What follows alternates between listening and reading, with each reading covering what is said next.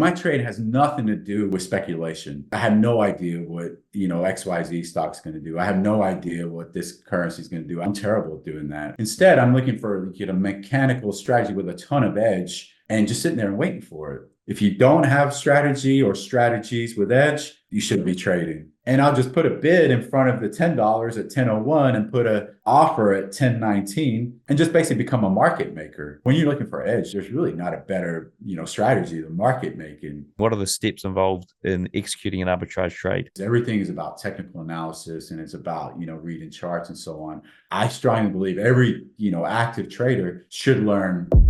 All right, folks, we've got David Hale coming up on the show in a second. Now, before we dive in there, I do want to tell you who won the Blunder Comp from last week. So this was the interview with Pat Bay-Looney. It is one to go and check out. If you haven't watched it or listened to it yet, go and check that out. It is an awesome episode packed full of mindset gold that you really need to take on board. Now, the blunder I made was we talked about Paul Tudor Jones. I actually called him Phil Tudor Jones in the show. So if you picked that up, you're one of two people that did. Well done to you two. Now, the winner is Mark Shields. You won the competition, so congrats, Mark. Well done for picking that out. All right, so you're going to get access to my Robot Lab Live Build 55, which we're just about to drop the first download on. And in fact, the strategy video is coming up here on the channel this week, so stay tuned for that. Now, before we dive into the show, I do want to tell you about the webinar I'm running this weekend with the guys from Aerial FX. Go and check it out. There's a link in the description, and I'm going to put a QR code up here if you're watching, or go to tradingnut.com/propbot, and you'll be able to register for that webinar where we're going to break down how I managed to get my first prop firm payout and everything that is involved with that and how easy it can actually be. Now, we also have got, talking about prop firms, a new live streamer coming on the show. He's a 3-year full-time trader from South Africa. He's going to be trading London and New York across the week, and he's going to be doing the Blue Guardian 25K challenge as well. So, folks, that is coming up here on the live streams. If you're not catching those, then I do recommend it. Now, what we're going to do is dive into the guts of the interview here with David. So, he's had a 23-year trading career, and he started off in stockbrokers. He's moved into even trying to start his own prop firm and even trading for a physical prop firm himself. So we're going to dive straight into the guts of that in a second after we hear from my prop firm sponsor, Blue Guardian. Right, let's dive into my Blue Guardian account quickly before the interview and show you where I got to. So you can see here, I breached the account last week. I did increase the risk here, trading a slightly different strategy. What I realized was I was missing a lot of trades, and they're all happening at 3 o'clock in the morning my time. I think I've overcome that now. In fact, the last trade I got on this account did turn out to be a 3-hour winner, but getting to the 3-hour winner went into a bit of drawdown and blew me out of this account. So, folks, stay tuned. I've got a fresh account here, $100,000. We're going to see how it gets on. And if you want to get your own fresh $100,000 account, grab the coupon code TradingNuts, all one word, and you're going to save 10% off at checkout, or use the link below in the description. So, in the firm, can you remember like any crazy numbers that some of your colleagues were doing, or any crazy days even you had? Are we talking back when I started, or are we talking, I suppose like during that time at that prop firm, like was there any specific day or time where you're like looking at this guy rolling up in his, Ferrari or whatever, and you're going, damn, what the hell's this? He's had a payday of X number of, 7-figure or 6 figures. Yeah, well, like I was saying, and back in the day when we started, it was easier. When I go back to when I started in 2001, the market was inefficient. You could buy on one exchange, sell on the other. There was arbitrage everywhere, and the guys, we weren't just 10,000 was a good month back then. It was 20,000 was like wow, and then fast forward, 2008 was when it really before then when you had a $1,000 and $5,000 day, that was pretty impressive. And then 2008 hit, and just all these numbers just got blown out of the water. Right. And it was, we went from trying to make, 1,000, 5,000, 10,000 was, a really good day back then, to, we're guys making $500,000, $1 million in a day. And not only a day, literally seconds. The strategies these guys were using and we were using was, just basically on close with type orders, with just a couple clips, a couple of presses, the keys, and these guys were making, $1 million. So it was it was a whole things changed in 2008, and then again in 2020, 2021. That's when these numbers just got ridiculous, and you were seeing 6, 7, 8-figure numbers from just guys, some guys who never really had profitable months before. It was crazy. The market was really just really there just to be taken.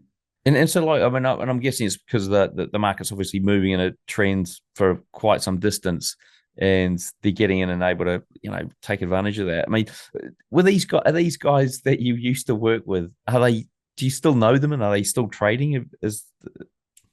Yeah, no, I still, I spent most of my career in this well, a couple of Texas offices. The one I started at, and then another one. And in Austin, Texas, there's a lot of good traders around. There's 2 offices stocked with some really good traders. And you know how trading works. I mean, again, to be in the business 5 years is a lifetime. But there are some guys, around 10, 15, 20 years. And these guys, the numbers they're pulling up it's really shocking. I don't think people realize that, this is possible. Not consistently, it's as I'm saying, 2008 and 2020 or when things really went wild. And that's because of volatility. Volatility just went off the charts. And for day traders and, my main type of trading has been scalping. And most of the traders I've been around are scalpers.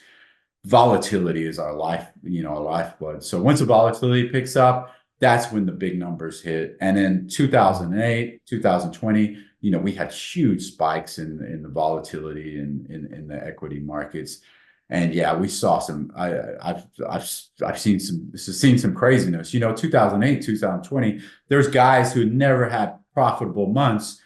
Making 7 figures in a month. It was just a whole different world. And yeah, a lot of these guys are, they're still around. I've been in the business 23 years. I have my brother, he's been in the business 20 years. One of my best friends been in the business 20 years. I got a couple other friends that have been close to 20 years. So yeah, there's a group of us that have been fortunate enough to survive. And the surviving is the key, because we're when the market's not volatile, it is survival. And then we're just waiting for the 2008s, 2020s. And that's when you really, put your foot down and go for it. And yeah, there's some wild numbers. And so just to sort of put it into picture or in perspective for guys listening, you're talking about volatility here. And I mean, are you like would you call it like more of a discretionary approach to getting in and, seeing volatility pick up in a market and going, okay, all right, I'm going to get in here and scalp that because it's obviously the buyers have stepped in and they're pushing it higher. And I can get in on a kind of a simple setup or maybe a few different kind of setups where like, if I get in here, I know people are buying, so I'm probably going to be in with the buyers and be able to take a little chunk there and be done. I mean, how do you sort of methodically go in and go, I'm going to take a scalp on this particular market? Yeah, well, that's the big thing. Again, volatility is great for, that's what we're praying for, and that's what we really need. But unless you have the right strategies for the volatility, then it gets you lose money, and it becomes the opposite. So yeah, the key is to have the right strategies, be ready for it, and then when it hits, yeah, you have to step and you have to really go for it. In the book, and mainly throughout and I write about this in the book and throughout my career, and nearly all the traders I've been around, we use the main strategies we use. I call it glitches in the book. These are type of strategies. It's not speculating. We're not necessarily using a bunch of technical analysis. We're looking for stuff that's broken. We're looking for bad orders. We're looking for markets are going haywire, markets that are broken. Bad orders, stuff like that. So when this volatility happens, that's typically when, the markets get shaken and things don't work that well. Things are unorderly. Markets are mispriced. Orders, are out of whack. And that's when we step in and we take advantage of it. Let's dive into the glitches a bit here. So like, what do you mean by like bad orders? I mean, what does a bad order look like? to you? Well, bad orders. It's a malfunction. When I say glitches, I say inefficiencies, malfunctions. Um, But can you give us an Stuff. example of what a inefficiency or a malfunction Like, actually looks like? arbitrage is a big thing. Where you can sell on one exchange for one price and then flip it to another exchange for a higher price. As you know, again, especially like in Forex and stuff, arbitrage is it's really tough to find. The Yeah. markets are efficient. You got all these algos sniffing these type of strategies out. But when you get huge volatility, a lot of these algos, the plug gets pulled, and these arbitrage opportunities appear. So that's kind of what we're looking for is arbitrage opportunities. In equities, we have a lot of different orders. You have auction orders, and we like to play around with those type of things. Looking for a little niche and looking for something different. My trade has nothing to do with speculation. I have no idea what, XYZ stock's going to do. I have no idea what this currency is going to do. I don't try, I'm terrible at doing that. And I've tried, every time I've done it for the last 23 years, I get burned. Instead, I'm looking for, a mechanical strategy that I can execute. And a lot of it just means waiting for it, but a mechanical strategy with a ton of edge and just sitting there and waiting for it. Again, like I said, arbitrage has been the bread and butter for the 23 years. But the so I mean, how would somebody go about like executing arbitrage from a sort of like, here's the process, the step-by-step process to be able to do it efficiently like you with, I'm thinking like stock markets here, there's like thousands and thousands of stocks that you could obviously, look at. How would you even distill it down to try and find a market that, so you don't miss the arbitrage opportunity? I mean, how does that work? Well, yeah, the big thing is finding that market. That's a huge thing. And as a trader, I think the goal of every trader shouldn't be like, oh, I'm a Forex trader, I'm an equity trader, I'm a futures trader. You're a trader, so the goal is to find the edge, and that can mean switching markets, or you have to be agile. So the goal is to find these markets that are inefficient, that are there's a lot of volatility in, and then look for arbitrage in those markets. For instance, right now, the traders, if you're looking for arbitrage, I suggest, and it seems like the best place to look is like crypto markets. Because crypto markets, they're fragmented. You got all these different exchanges. You got volatility. Back in, 3 or 4 years ago, and again, I think you can still do it. It's definitely got tougher, but the arbitrage opportunities was as simple as buying, Bitcoin on this exchange at, say $5,000, and then flipping it to another exchange and selling it for $6,000. Yeah.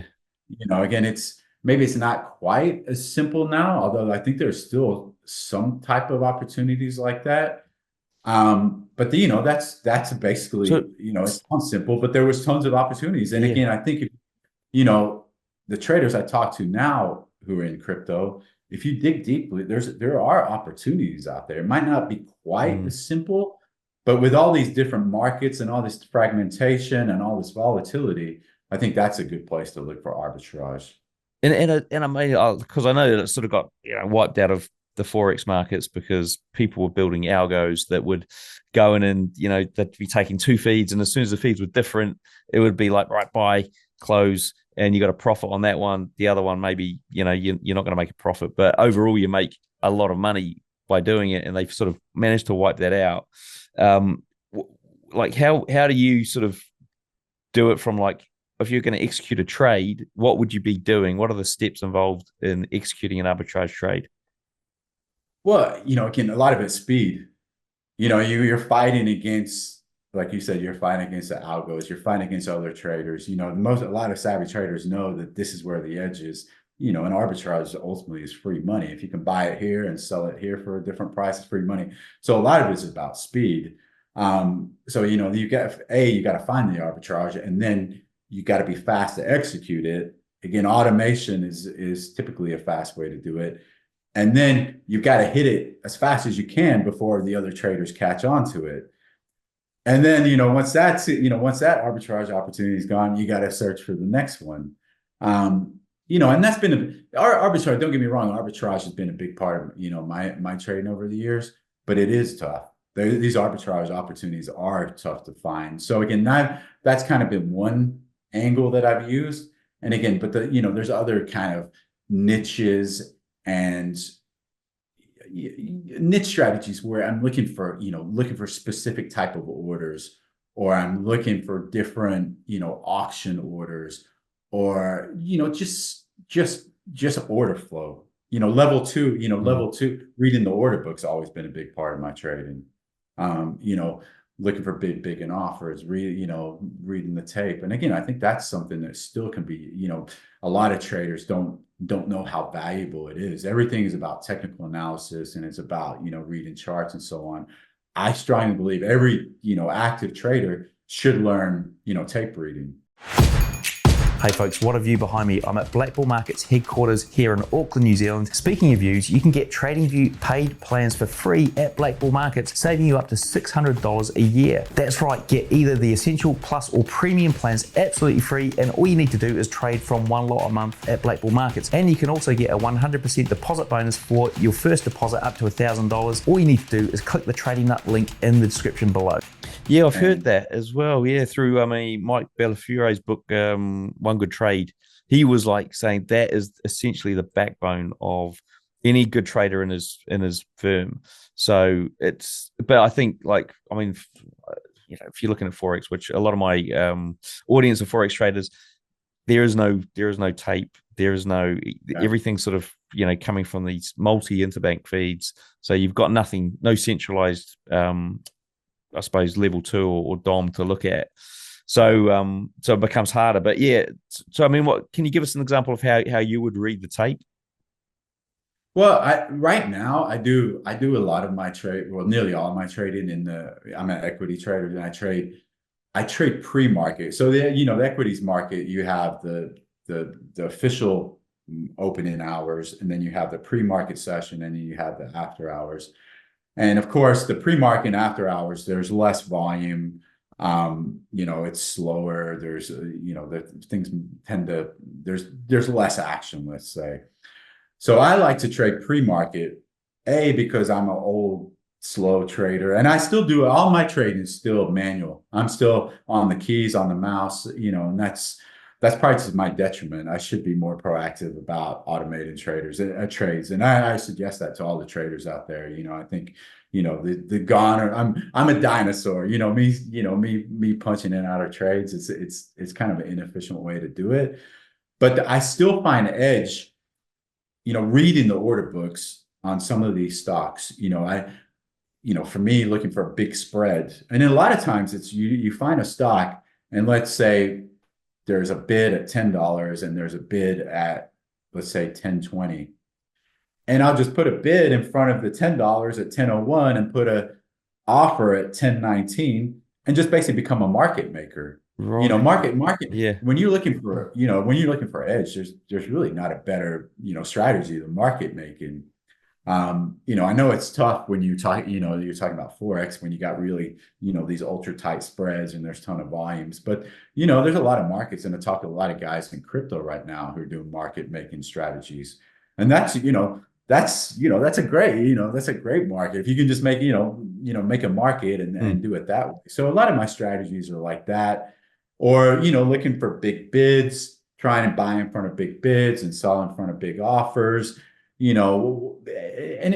wish it was still that easy, as if, but in all kinds of markets now, you have these iceberg orders, and, it could be 100 share buy, but it turns out to be a 10,000 share buy. So it has got tough, but I find you have to find the certain times and the certain markets, and there is edge with tape reading.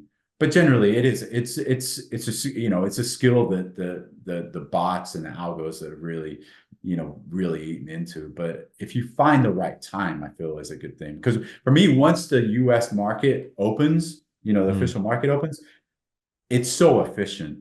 It's just a bunch of bots just battling each other. So for me, there's no, that takes away all the edge in my tape reading. And that's what I'm doing now. Again, I'm looking, the equity markets are really it's tough, it's slow, it's trading. So again, as a trader, I'm looking at different markets. And like we mentioned earlier, I'm looking at crypto markets. And I'm trying to use my tape reading skills in the crypto market. So basically what I've been doing, especially the last few weeks, is just looking at, the order books of crypto and just staring at them and seeing if I can see any patterns, if I can see any edge. Can I read this? Is it, is this buyer coming in? Is this buyer telling me something? Is a seller telling me something?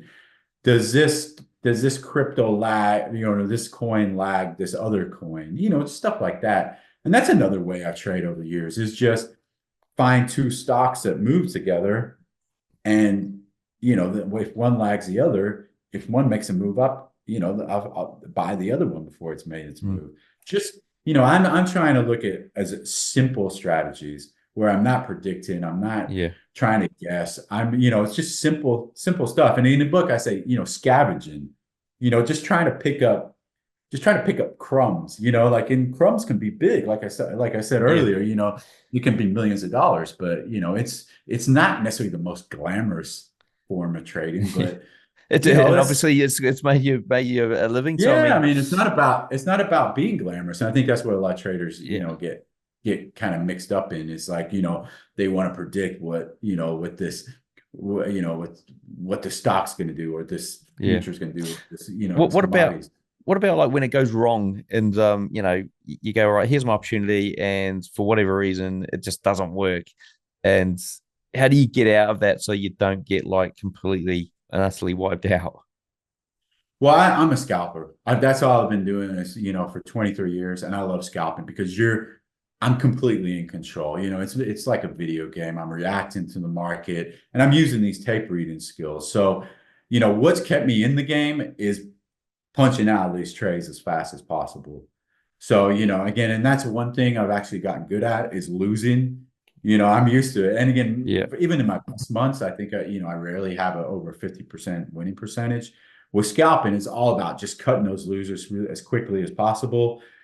And then, I have enough winners to, have 50% win rate. You make 20 cents on the winners and you lose 10 cents on the so do you like do you always go in with like a mindset of like, okay, well, if this is going to go wrong, it's going to go wrong at this point, and I'm going to get out there, versus okay, so you already know you always have, and I would suggest that every trade I suggest that, that's the first thing when I'm even evaluating a trade before I even get in. The first thing I look for, what's my risk, what's my out, and then I go from then, and then I try and, that's the easy part, because you can always, well, I'm going to get out once it breaks this level, or once this bid goes, or, I always have a reason. The reward part's the trickier part, right? And that's a little more subjective. But, before I get any trade, I always have the out. And of course, I wish I was disciplined enough to always hit that out, but, I've gotten good enough where I typically try to hit that out, or I do hit that out, where, I've been in the game without too many huge blow ups, but you got to punch out. And that's scalping. If you can't do that, you're not going to survive as a scalper. And so if you had to sort of look at your stats over the years, like maybe I'm just taking one of those strategies that you've mentioned, what would be the typical, and it might be very hard to do, but sort of win rate / risk to reward ratio, i.e. if you're getting out for 10 and you're taking 20 as a profit, I mean, what's your sort of average on your stats?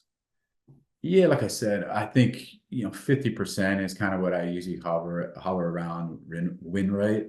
When the market's volatile, that's when I get more aggressive, and the winners are bigger and the losers are bigger. When the market's quiet, when it's slow, when it's challenging, I'm cautious. Right now the trading is tough for me, so if anything, try to stay away. Trade defensively, if anything. So, keeping it even tighter. Don't lose, stay in the game, wait for that volatility to come out. And then, when the volatility hits, you step on it, you can be more aggressive. You can have those bigger losers because those winners are bigger. And if you have a big loser, you have the confidence and you have the ability to make it back. The market's forgiving, but, for equities right now, it's not a forgiving market.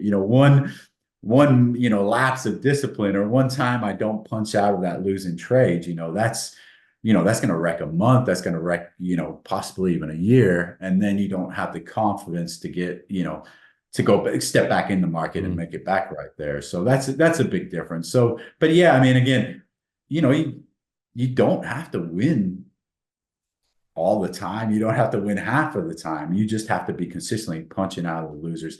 And that's what I try and tell every new trader. Cut your lose. I mean, it's what every trader hears. You hear it 1,000 times, but it is. And that's what got me on track, is cutting my losers, keeping it tight, especially for new traders. Get your education as cheap as possible, because you really could, a new trader is pretty clueless, or is clueless. You don't know what you're doing. So it's pointless to, give it too much. So punch out of those trades, and not only get the education as cheap as possible, but, learn discipline. If you get in that habit of punching out of the trades, you got a shot to be a good trader. If you don't have that discipline and you can't develop that habit, you have no chance.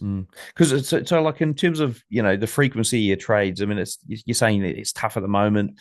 I mean, how long would you go without taking a trade with this glitch approach? I mean, weeks, months. I mean, it could be that long. Again, of course, it's tough for me. I typically not. My schedule even right now is maybe 4 hours a week of where my strategy really is on. I mean, again, it's tough for me to stay away that much. I try, again, but I've been doing it 23 years, and sitting there and not trading is still, torturous to me. Yeah. So because it's really okay. And so how do you sort of I suppose, balance the financial aspect of it, as, in terms of, it could go a few weeks, it could go a month, without taking a trade? I mean, there must be a time when the going's good. So you go, okay, well, now I've got a buffer for a year or 2 years or something like that. And is that how it sort of works, just so that people can understand? Yeah, that's how it works. And again, all the traders I've been around, whether it's futures, stocks, equities, options. Unfortunately, I don't know too many Forex traders, but I assume a lot of the bigger guys, it's probably a similar thing. Is you make all your money, or nearly all your money, in really, short time periods. Again, I've been trading 23 years, and I think I made 95% of my profits in maybe 2.5 years. So it's really, the rest of the time it's just been trying to stay in the game. Right. So trying not to lose all the profits, but to try and grow trying it not again. to, because yeah, because I've seen it happen before. And I keep talking about 2008 and 2020. I've seen good traders, blow up their account right before the volatility hits, and they would have been millionaires within a couple of weeks, but they couldn't stay in the game long enough to take advantage of that. So yeah, I don't think I've seen any traders who made been in the game a long time and have just made, let's say hundreds of thousands or millions of dollars by just, grinding out, let's say $10,000 or $20,000 each month. It doesn't work like that. It's like, you hit it really big, and then you might have a couple of tough months. Of course, the key is not blowing up. It's no good making $1 million if you're giving it back, right away. And there's definitely an art and a skill to that. You have to, know when to put your foot off the gas, change your style, react to the different, different market. I suppose on that, Ben, I mean, so what was the have you ever thought, because if you're going months without taking a trade, you must have thought to yourself, maybe I need to look at a different approach, where you can utilize this time, which is, essentially it's time, that other people are making money in the market during this time. Have you ever thought, let me dive into something else? And you obviously have decided against it, because you haven't, over 23 years. I mean, what was the thinking behind that? Because I think that might help a lot of people around, strategy hopping, understanding why some traders can just stick to a strategy and that kind of thing. Well, I'll delve into the story. I mean, from my book. I mean, so like I said, 2008 was amazing trading, and then it was basically 2008 until 2020 was really, really tough. So I did well in 2008, and then, basically was flat or just kind of gave back profits the next. And by the time I think this was about 2018, 2019. I mean, I was in bad shape. I'd given away all my profits. I was literally dead broke. I was living here in Poland. I had to move in with my dad. My wife had left me. I had to take a job as an English teacher, making $10 an hour. So I went from making, millions of dollars to working a job, $10 an hour, living with my dad. It was, I mean, this is what happens in trading. This is what I talk about in the book. And my strat, I had no confidence in my equity trading. The strategies weren't working, and it was rock bottom. I had no place to go. But I knew this was during the first crypto move. When crypto, I think Bitcoin went Oh from yeah, yeah, it was 2020 it or was something. wild. So even though equities are tough, I was like, okay, there is this this wild crypto market. There's opportunity. So I was like, I got to find, I know there's something going on here. So, and the true story, all I did was I got on YouTube and typed crypto arbitrage strategy. Oh, And I spent, of course, there's a ton of crap thrown at me. And I spent days just kind of going through all this. And I was like, dude, this is a nightmare. Finally found this guy. It had about I think 100 views. Guy was sitting in his like basement in America, and he was explaining this strategy. At first, I was like, and then I listened more, back tested it. I was like, wow, he just described an amazing crypto arbitrage strategy. Jumped on, I was fortunate. My brother lent me some of his Ethereum tokens, and I jumped in the strategy. And within 3 months, I made, I think, 40 or $50,000, and got myself back on my feet, right. got my confidence back, was able to, refresh my equities account. And that saved my whole trading career. And this, crypto was it was a foreign world to me. So yes, that So that's yeah, the so answer. between 2008 and 2020, you were like, or 2018, you were kind of 10 years of just, struggling trader, but had been successful in the past. And even in that time, like, your strategies weren't working. Like, I suppose the question is, why did you still persevere with the strategies that weren't So, working? That's what I really want to yeah, understand. I'm a stubborn bastard. I mean, I would say, I was that period, I was making some money. I think the main problem is my lifestyle was way too extravagant. I've always been really bad about the part where you're supposed to save the money for the rainy day. Yeah. I was in the mindset of like after 2008, like, oh, this is gonna happen again, like, Yeah, yeah, this will yeah. happen again in a couple of years, and I'll get, I'll make all this money again. But it was just like year after year, and the volatility kept getting worse.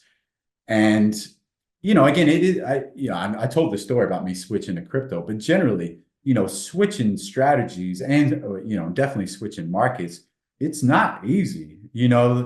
It takes time. Takes financial losses. It's a process. So again, that kind of scared me off too. But why, I was always okay. I was making enough money to keep me in equities, and I had that confidence, the markets would turn. But, basically the big problem was I was just burning money the whole time. And again, Yeah. a lot of other crazy things. I started my own prop firm, which was a terrible idea. There was a lot. This was my fault. Yeah. Again, my story is more of a precautionary tool. Yeah.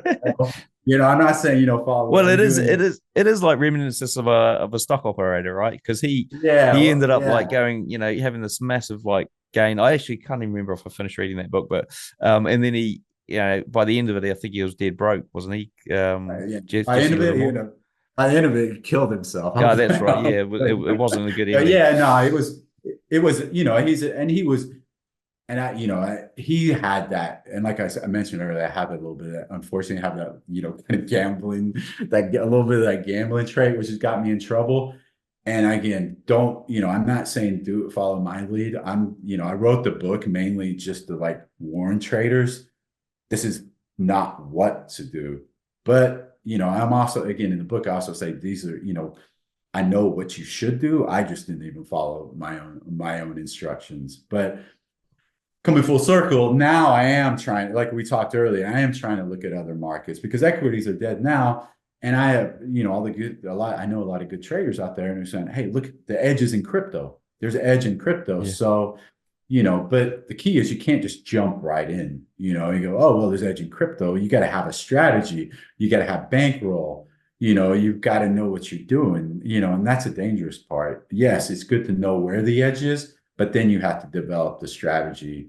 You have to do that whole thing. So yeah, I don't want to suggest to traders, oh, well, my strategy, I'm not making money in Forex or, options. Let me just jump into crypto. Yeah. Yeah, crypto is a good play. Yeah, Look, it's interesting. It's interesting. you have a strategy. It's interesting because I mean, it's very different from like most of the traders I have on the show, right? What you do is very different from, the typical technical analysis trader, the fundamental trader, who backtests the system and then executes the backtest and stays disciplined and all that sort of stuff, patient, etc. Whereas yours is completely different in terms of you're just trying to find opportunities in the market that where somebody screwed up essentially and take advantage of it. Now, the question I've got is why, because I know you're not a fan of technical analysis. I mean, why do you not want to go down that route, and why do you want to persevere with the arbitrage stuff / glitch? I say I'm not a fan of technical analysis. If you saw my layout, I mean, it's probably 70%. There's a lot of charts. Yeah. It's charts. I mean, it's charts. Yeah. I still like charts. Charts, you need it to guide you. It's your eyes. Again, it tells you whether it's strong or weak. I'm just more not into these fanciful technical patterns and stuff like that. Although I do believe, and I know there are traders out there that have edge, and they, if you have discipline, if you have a really niche type of technical setup you're looking at, and you stick to that, and you do it over again, and you're disciplined. I know there's edge there, but again, I feel that there's, from what I've seen, from my trading, from the traders I've been around, these glitch type trades, these arbitrage, that's where there's even more edge. Yes, it's tougher to find, but that's the sign of a good strategy. And I think that's why most traders are drawn to technical analysis, because it's easy. I'm not saying trading's ever easy, but it's, that's what you're fed. You read the books, you go online, everyone's talking technical analysis. It's easy to read, a trend line. It's easy to do that. That's what traders are fed. That's why I wrote the book, because no one's talking about these glitches. No one's talking about that. No one's talking about it because we don't want to share these ideas. Again, we want to keep quiet. Guys aren't, yelling about these, these amazing strategies out there. They don't want other guys to find out about it. With technical analysis, there's more, that's what everyone's talking about. I mean, have you ever had issues with going down this arbitrage route? I know that a lot of brokers in the Forex space did, they definitely say no arbitrage, right? And the prop firms say, no arbitrage kind of strategies. So it's not seen as good at all, because obviously they can lose money from it. I mean, have you ever come across issues with, keeping an account or trying to get your money out of an account because the brokers said, well, hang on a sec, this guy's doing arbitrage, or is it all too quick for them to even kind of catch it or even see it, really? Yeah, well, again, I think in most markets, arbitrage. I mean, arbitrage is such a broad term. I mean, again, you could just say arbitrage is buying. In a book I talk about. I put some computer monitors on eBay for the wrong price. Some guy quickly bought them off me and put them back on, on eBay. Yeah. There you go. Arbitrage. You could call that, call that arbitrage. It's a really broad subject. But with equities, I've never had anything like that. When we go back to I talked about reading books, order book reading, level 2. that you can get in trouble with. You know, a lot of traders, they spoof orders, Oh yeah. maybe put fake orders out. You know, you can get in trouble for doing some of those games. There are rules against that, and you know, guys do get in trouble for that. That's something, you know, that I'm familiar with, but Yeah. I personally, you There know, was a never got in story. trouble. There was a story on one of the other episodes. I can't remember who it was actually. Oh, I think it was his Black Bull Anish. He was talking about a guy who had, you know, I think he got arrested in the end, but he dropped one of the markets massively because he put like 30,000 orders on, and all the algos were like, "Oh, great, let's grab those orders." And as soon as they started coming for them, it deleted the orders and then bought it back up, and reversed them. So it was like just completely tricked them. But anyway, we digress. Now, I want to dive into a few sort of more actionable questions here. So from your book, I mean, if you had to sort of like, you know, give a list of things that you've learned along your journey that can help other traders out there, what would that sort of, you know, top 5 be? We talked about some of them. I mean, have a backup plan, have, you know, be, you know, that's my problem again. And this part of the reason I'm still trading is I got into trading and I was like, I'm going to make money, and I don't have any skill. You know, that's why I was teaching English for $10 an hour when I was really hard up, because I didn't know how to do anything else. All I knew how to do was, you know, basically play this glorified video game of, you know, scalping is what it Yeah. was called. So that, and it was like I said, I was, you know, I talked about how bad it was, you know, being dead broke and all this, and you know, I have children. It was a mess, and you know, it was still traumatic even thinking about it. So you know, that's one big thing. You know, if you're going to get into trading, or if you already are a trader, make sure, you know, you either have, you know, some kind of backup plan, as in skills or a job. You know, big fat bank account helps. Yeah, you know, if you got, you know, a ton of cash in the bank, you know, some type of backup plan.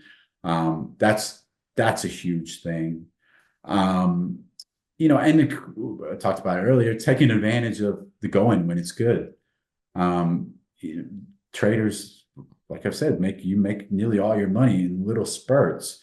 So if that trading is really good, you got to be aggressive. You got to put your foot on it. You got to find those strategies that are working, and you got to really kill it, because it could be, as in my case, years before you know, you have another opportunity like that. So, you know, make sure you're ready. You got to be ready for it. You got to have the strategies for it, and then you've got to be aggressive, and you got to take advantage of it and make as much as you can. You know, it could be one just amazing trade that's out there, and you're ready and you're waiting, and you got, you know, you bang and you hit it. Or it could be, you know, some market volatility, or it could be a certain, you know, news event or something like that. So when the going's good, you know, take advantage of it. What are some other lessons? Anything from Another like thing, a mindset that sort of like, you know, something that's helped you from a mindset point of view to be so patient and to wait for the next opportunity versus diving in and just trading anything. yeah, of course, patience is the key. And like I said, you have to, as a trader, you have to realize that, you know, the goal, you're not going to be making money each trade, each month, you know, each day. You have to realize, again, it's a waiting game, and staying in the game is the key. And if you're not, you know, you got to be disciplined. If you can't sit there and control yourself, and you've got to be in a trade, and you've got to, you know, you're veering from your trading plan. I mean, sadly, I'd say don't, you know, get out of the game, because you're not going to last. You know, you have to be able to do that. It is a way, trading, 90% of it is sitting there waiting. I've been in the game long enough where I've earned the privilege of, you know, walking away. I can sit there and do 4 hours a week. But again, if you're a new trader, no, you've got to sit there. You got to have screen time. You got to watch the market. You got to learn. If you're sitting there and you can't control yourself, if you have no discipline, if you're, you know, you're banging away, you're just out of control, then, you know, sadly, trading might not be the best I mean, profession. was there anything that sort of you or a turning point? I mean, did you sort of sound like you were like that at the very start when you had that demo account and you was like, oh, just put orders, 100 orders on. I mean, how did you get to the point where you felt like, okay, now I've got the discipline, I've got the patience? What was there a turning point for you, that anything that sort of clicked? Yeah, again, there was a couple of things. So I switched. We talked about this earlier. I switched from just gambling. But yeah, I mean, the big difference was I went from gambling to actually trading with edge. I had strategies with edge, and again, that's the key with trading. The whole key is if you have strategies with edge and then you execute them efficiently, you will make money. If you don't have strategy or strategies with edge, then you shouldn't be trading. And again, if you still need to execute those strategies effectively and efficiently. When I first started trading, I was gambling. I didn't have strategies with edge, and then I had strategies with edge, and then I sat there and I executed these strategies, and I focus it on and that's what I do now. I just have one or two strategies, focus on these strategies, and work at the execution part of it. That's it. And I find a lot of traders, they don't, what's your strategy? Well, I'm trading breakouts or I'm doing, no, that's not a strategy. It's got to be a real niche. Like I'm trading,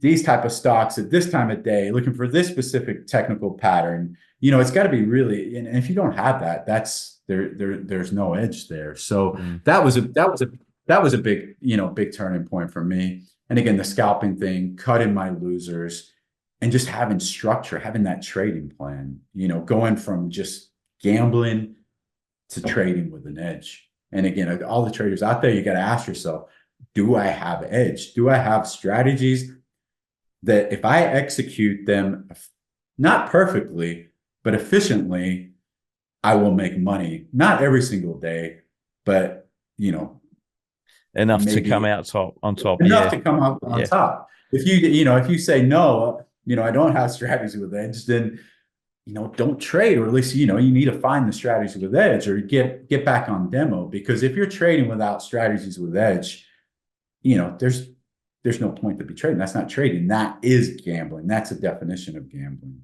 So make sure you have the strategy with edge, and then make sure you're executing those efficiently.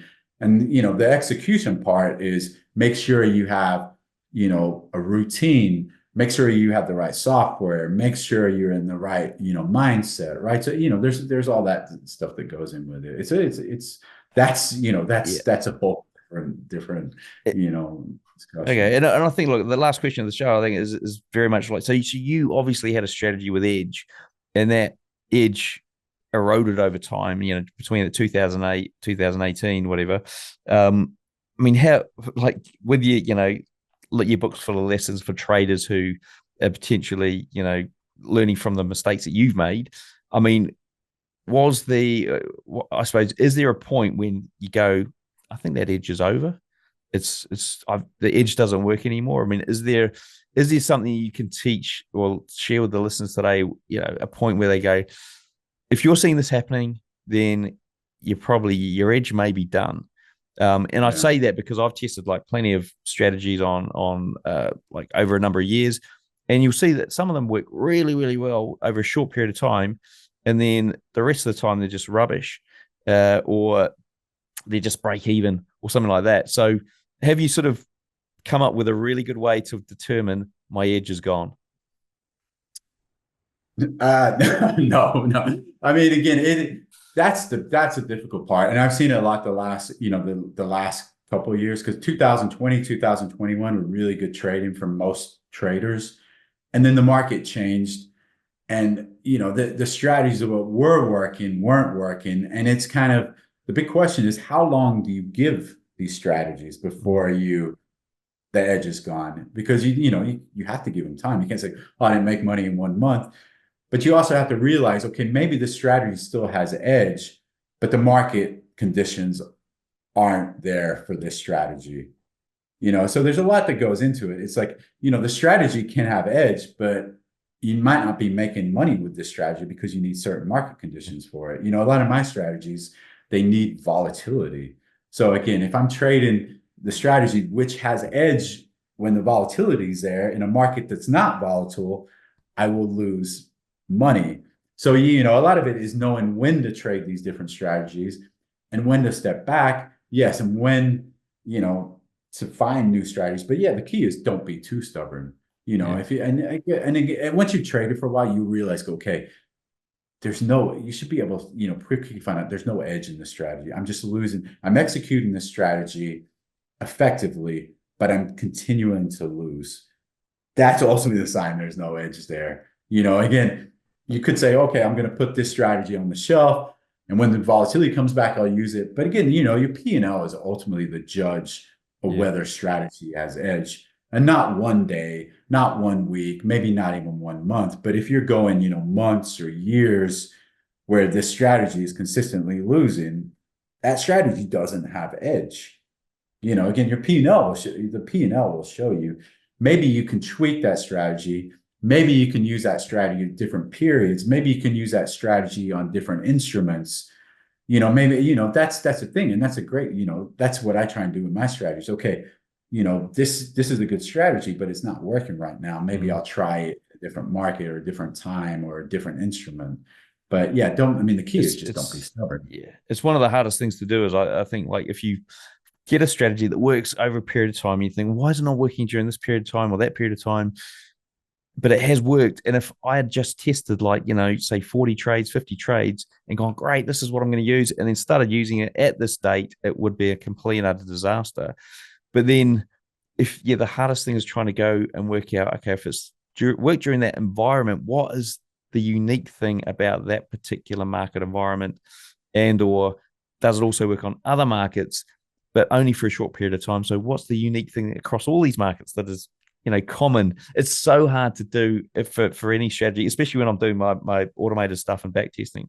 Hey, look, David, it's been awesome having you on. Really different kind of show from what we typically do here on Trading Nut, but I think the guys are going to be able to walk away with a lot more, I suppose, broader insight in terms of traders as a whole, and, you know, giving you a different bent to someone who's going straight down the technicals or fundamental route with your arbitrage and glitch kind of approach.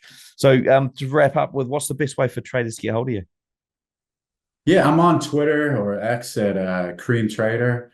Yeah, check out the book. You can find it on Amazon, or I guess whatever country you're in, your local Amazon. Again, that's Cash Rules, Reminiscences of a Day Trader. I also have a website, David-Hale, where I have some more information on these glitches, and, you know, if you want to learn some more information about that, there's some blogs and little essays about those. So yeah, feel free to contact me. I'm always happy to talk trading. Well, look, a big thank you to David for sharing with us today. Everything we discussed here, along with all those links, are in the show notes. To find them, simply search for David in the search box on tradingnut.com. Until next time, I wish all my listeners trading happiness and success. Right, folks, thanks for sticking around to the end. Now, I hope you enjoyed that episode. It was a bit different, and it gave you a completely different insight into how somebody is actually approaching this market. I don't think we've had anyone quite like David on the show before, so this arbitrage, glitch, whatever you want to call it, kind of approach is kind of unheard of. Now, because you've stuck around to the end, I'm going to give you a little something. Now, if you guys are looking to add something to your routine, something that is going to be really horrible the very first time you do it, but every time after that, you're probably going to be like addicted to it. It is have a clove a day. So I'm going to look at the camera there to make sure I've got it. So have a clove a day. This is what I'm doing. I'm having a clove a day. I've just started doing it like probably about a month or two ago. It is a great appetite suppressant if you do want to, you know, just have something that's not going to do a lot to add to the calories that you take. Have a drink of water afterwards. It tastes amazing. Yep, the first time it's going to be very strong, but after that you really get used to it. So many little benefits with it. It's antibacterial, microbial, and fungal, and other things as well. So folks, there's your little tip for sticking around to the end. All right. Now, remember, we've got the webinar coming up this weekend. If you do want to check out the prop bot and how I use this to help me pass my first funded challenge, and not just pass it, but also get funded, all within about a month. So the time frame was very, very short. The other things, we've got that live streamer coming up on the show. Remember, we've got deals here with Blue Guardian, for your Forex prop firm. We've got Apex funded trader for your futures prop firm, and we've got these guys at BLACKBULL for anyone who's looking for a broker that's fully regulated, and you get 100% deposit bonus with when you join them through the Trading Nut link only. That's on deposits, that your first deposit, should I say, up to $1,000. All right, folks, thanks for watching, and we'll see you in the next video.